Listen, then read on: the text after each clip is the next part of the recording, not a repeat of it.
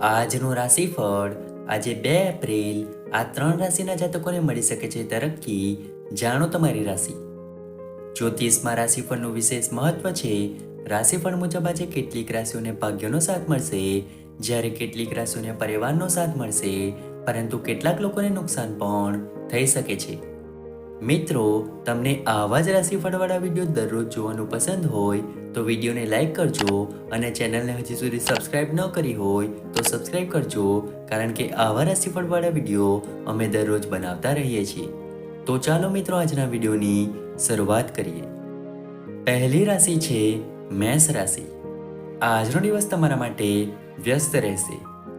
તમારી આળસને કારણે તમે તમારા કામ પર સંપૂર્ણ ધ્યાન આપી શકશો નહીં. કેટલીક ધંધાકીય યોજનાઓને વેગ મળી શકે છે.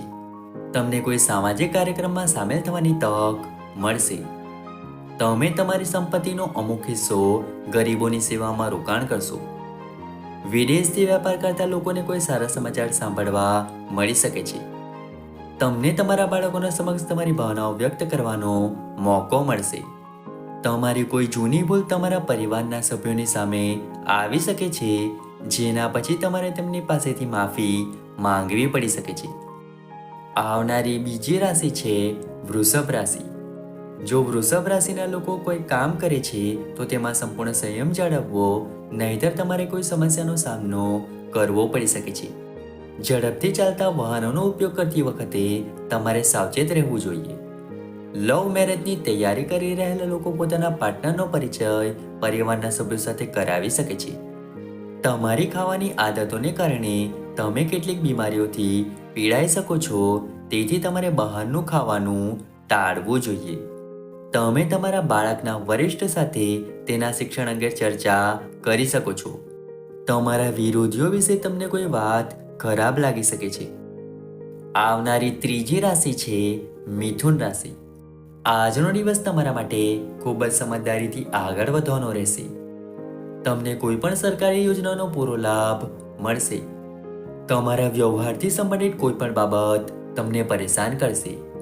પરિવારમાં કોઈ ઝઘડાને લઈને તમારે તમારા ભાઈઓ સાથે વાત કરવી પડશે. ઓફિસમાં તમારા બોસ તમારી વાત પર વધારે ધ્યાન આપશે નહીં. તમે તમારા કોઈ સંબંધીની સલાહ પર કોઈ યોજના બનાવી શકો છો. તમને તમારા ભાઈઓ બહેનોનો સંપૂર્ણ સહયોગ મળશે, જેનાથી તમારા બંને વચ્ચે વિવાદનો અંત આવશે. આવનારી ચોથી રાશિ છે કર્ક રાશિ. આજે તમે તમારા ઘરની મરામત કરવાની યોજના બનાવી શકો છો.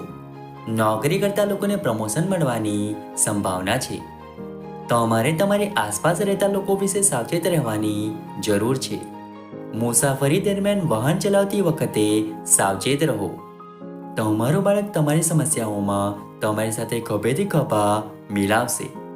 તમે કેટલીક જરૂરી વસ્તુઓની ખરીદી પણ કરી શકો છો. મુસાફરી દરમિયાન તમને કેટલીક મહત્વપૂર્ણ માહિતી મળશે. આવનારી પાંચમી રાશિ છે સિંહ રાશિ. આજનો દિવસ તમારા માટે મિશ્રિત પરિણામ આપનારો રહેશે. તમે તમારા સંતાનના લગ્નની સમસ્યાઓના ઉકેલ માટે સખત મહેનત કરશો. રાજકારણમાં હાથ આજમાવી રહેલા લોકો કોઈ મોટા નેતાને મળી શકે છે. તમારી મિલકતમાંથી તમને હિસ્સો પ્રાપ્ત થવાથી તમારું મન પ્રસન્ન રહેશે. તમારે તમારા બાળકોની ખાવા પીવાની આદતો પર અંકુશ લગાવવો જોઈએ, નહીંતર તેમને પેટ સંબંધિત કેટલીક સમસ્યાઓ થઈ શકે છે. તમે તમારા કોઈ મિત્રની સલાહ પર રોકાણ કરી શકો છો. તમને તમારા બાળકો સમક્ષ તમારી ભાવનાઓને વ્યક્ત કરવાની તક મળશે, જેનાથી તમારા બંને વચ્ચેનું અંતર ઘટશે. આવનારી છઠ્ઠી રાશિ છે કન્યા રાશિ. નોકરી શોધી રહેલા લોકો માટે આજનો દિવસ સારો રહેવાનો છે. તેમને સારી નોકરીની ઓફર મળી શકે છે. તમે તમારા પૈસાનો અમુક હિસ્સો બચત યોજનામાં રોકાણ કરશો. કોઈ સરકારી કામ પૂર્ણ ન થવાને કારણે તમે ચિંતિત રહેશો. પૈતૃક સંપત્તિ સંબંધિત બાબતોમાં તમારે તમારા ભાઈઓ બહેનોની સલાહ લેવી જોઈએ. તમને તમારા પિતા પાસેથી કેટલાક ગુપ્ત પૈસા મળી શકે છે. તમારે તમારી જવાબદારીઓ બીજા પર નાખવાથી બચવું પડશે. તમે તમારા જીવનસાથીને તેની કારકિર્દીમાં પ્રગતિ કરતા જોઈને ખુશ થશો. આવનારી સાતમી રાશિ છે તુલા રાશિ. આજનો દિવસ તમારા માટે ખૂબ જ ફળદાયી રહેશે. તમારા કેટલાક વિરોધીઓ તમારી વિરુદ્ધ ષડયંત્ર રચી શકે છે. તમે તમારા પોતાના કરતાં બીજાના કામ પર વધુ ધ્યાન આપશો. વિદ્યાર્થીઓને બૌદ્ધિક અને માનસિક બોજામાંથી રાહત મળતી જણાય છે. તમે કેટલાક નવા મિત્રો બનાવવામાં સફળ રહેશો. અપરિણિત લોકોને એવી વ્યક્તિ મળશે જે તેમના હૃદયમાં ઘર કરી જશે અને તેઓ આ સંબંધને આગળ વધારશે. સાથે મળીને કોઈ કામમાં આગળ વધશો તો સારું રહેશે. તમે તમારા બાળકો તરફથી કોઈ સારા સમાચાર સાંભળી શકો છો. આવનારી 8મી રાશિ છે વૃશ્ચિક રાશિ. આજનો દિવસ તમારા માટે સામાન્ય રહેવાનો છે.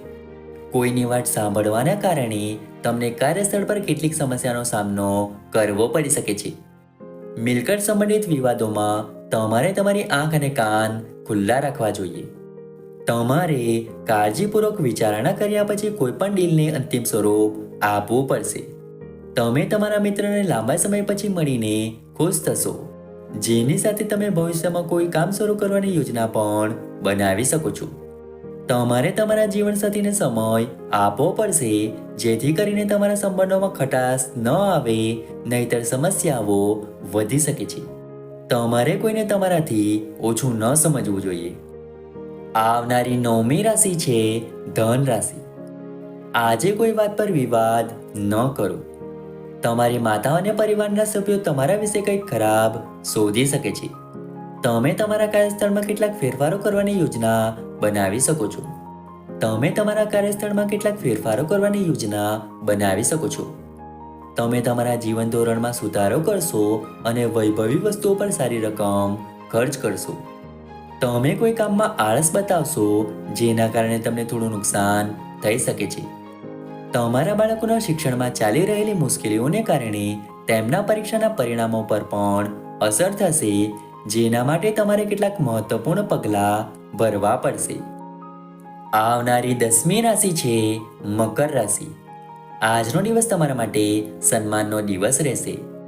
તમે જ્યાં પણ જશો, તમારી મીઠી વાણીથી લોકોને તમારી તરફ આકર્ષિત કરશો અને તમારું વ્યક્તિત્વ પણ સુધરશે. તમે વ્યવસાયમાં સારું રોકાણ કરી શકો છો, જે તમને ભવિષ્યમાં સારો નફો આપશે. તમારી પ્રગતિના માર્ગમાં આવતા અવરોધો દૂર થશે. તમારે તમારા બાળકોની કંપની પર વિશેષ ધ્યાન આપવું પડશે. તમે મિત્રો સાથે આનંદમાં થોડો સમય પસાર કરશો. તમારા જીવનસાથી સાથે ચાલી રહેલા વિવાદ વાતચીત દ્વારા ઉકેલવામાં આવશે અને તમે એકબીજાને સમજી શકશો. આવનારી 11મી રાશિ છે કુંભ રાશિ. આજનો દિવસ તમારા માટે ભૌતિક સંસાધનોમાં વધારો લાવશે. તમે તમારી રજાનો ઘણો આનંદ માણશો. તમારા બાળકો અને જીવનસાથી સાથે પિકનિક વગેરે પર જઈ શકો છો, જે તમને ચાલી રહેલા તણાવમાંથી ઘણી હદ સુધી રાહત આપશે. તમારે કોઈ ઘર, દુકાન વગેરે ખરીદવાની યોજના ન કરવી જોઈએ, નહીં તો તમને પાછળથી પસ્તાવો થઈ શકે છે. તમારા પિતાની કોઈ જૂની બીમારી ફરી આવી શકે છે, જેના કારણે તમે ભાગદોડમાં વ્યસ્ત રહેશો. કોઈએ જે કહ્યું છે તેનાથી વિચલિત થશો નહીં. આવનારી 12મી રાશિ છે મીન રાશિ. આજે તમારા કોઈ મિત્ર દ્વારા તમને દગો મળવાની સંભાવના જણાય છે. તમારા કામમાં ઢીલ ન રાખો, નહીં તો તે પછીથી તમારા માટે મુશ્કેલી ઊભી કરી શકે છે. જો શેર બજાર સાથે જોડાયેલા લોકો કોઈની સલાહ પર રોકાણ કરે છે, તો તેના કારણે તેમને નુકસાન થઈ શકે છે. જો તમે કોઈને પૈસા ઉછીના આપો છો, તો તે પૈસા તમને પાછા મળવાની શક્યતા ઘણી ઓછી છે. તમે તમારા પરિવારના સભ્યો સાથે કોઈ શુભ કાર્યક્રમમાં ભાગ લઈ શકો છો. તમે તમારા મનની કોઈ ઈચ્છા વિશે તમારા જીવનસાથી સાથે ચર્ચા કરશો. મિત્રો, આશા રાખીએ છીએ કે આજનું રાશિફળ તમને ગમ્યું હશે. વિડીયો ગમ્યો હોય તો વિડીયોને લાઈક કરીને ચેનલને સબસ્ક્રાઈબ અથવા ફોલો કરવાનું ભૂલતા નહીં. ચાલો મળીશું નવા વિડીયો સાથે. ત્યાં સુધી જય માતાજી.